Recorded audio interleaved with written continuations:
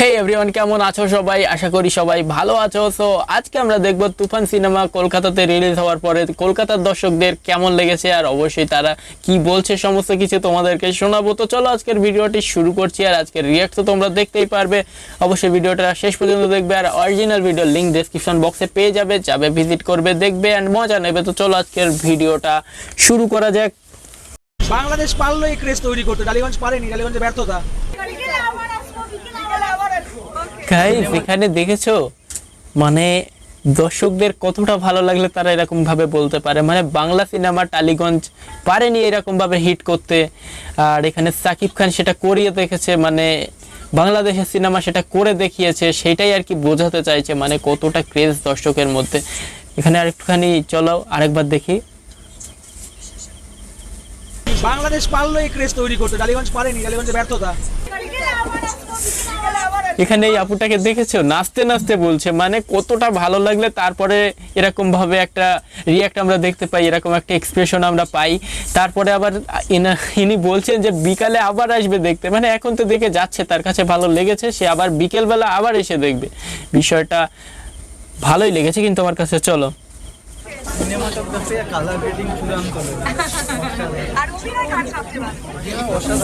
অভিনয় তো অসাধারণ হবারই কথা, কেননা সেরা অভিনেতাদেরকে বেছে নেওয়া হয়েছে এই মুভিটা বানানোর জন্য।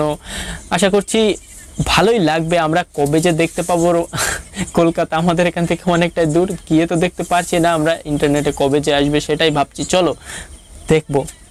ভারতীয় দর্শকদের মুখেও শাকিব খান তুফান সিনেমার প্রশংসা। কলকাতা ছবিতে ভিড় হয় না, এটা ঠিক কথা না, মানে এই ভিড় হয় 5টা থেকে কেমন লাগলো? পুরাই জোশ। Thank you. ভারতের কলকাতায় রিলিজ পেয়েছে শাকিব খানের তুফান সিনেমা, আর এই সিনেমা দেখে ভারতীয় বাংলাভাষী দর্শকরা কি বলছেন চলুন ছোট এই ভিডিওর মাধ্যমে বিস্তারিত জেনে আসা যাক। ওনার অভিনয় এমনি খুবই ভালো, শুধু আউটপুট নেওয়ার জন্য ভালো ডিরেক্টর ছিল না।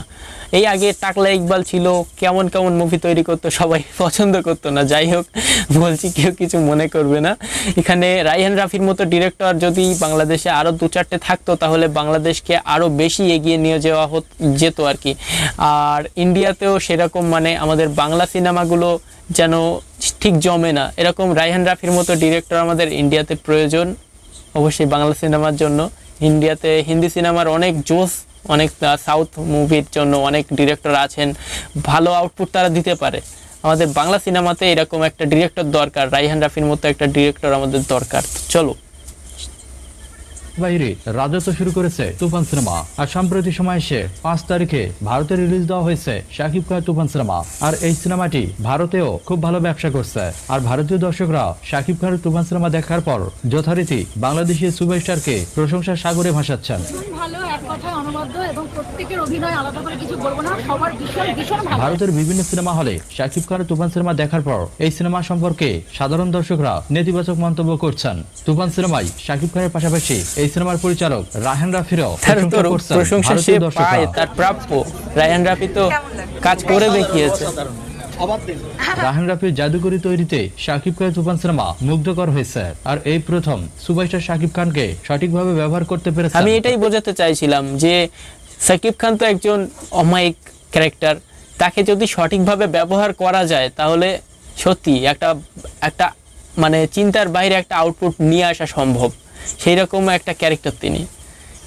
চলো রায়হান রাফি, যার কারণে ভারতীয় দর্শকরা সুপারস্টার শাকিব খানের পাশাপাশি পরিচালক রায়হান রাফিরও ভূয়সী প্রশংসা করছেন।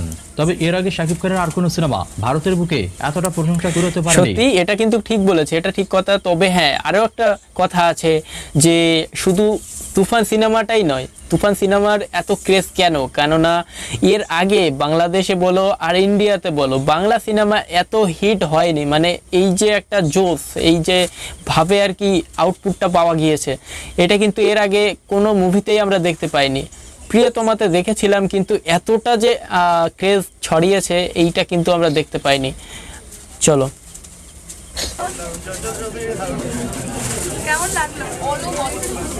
তুফান সিনেমা দেখে দর্শকদের এমন প্রতিক্রিয়া এটাই বলে দিচ্ছে যে বাংলাদেশের পর ভারতেও গণজাগরণ তৈরি করতে যাচ্ছে তুফান সিনেমা।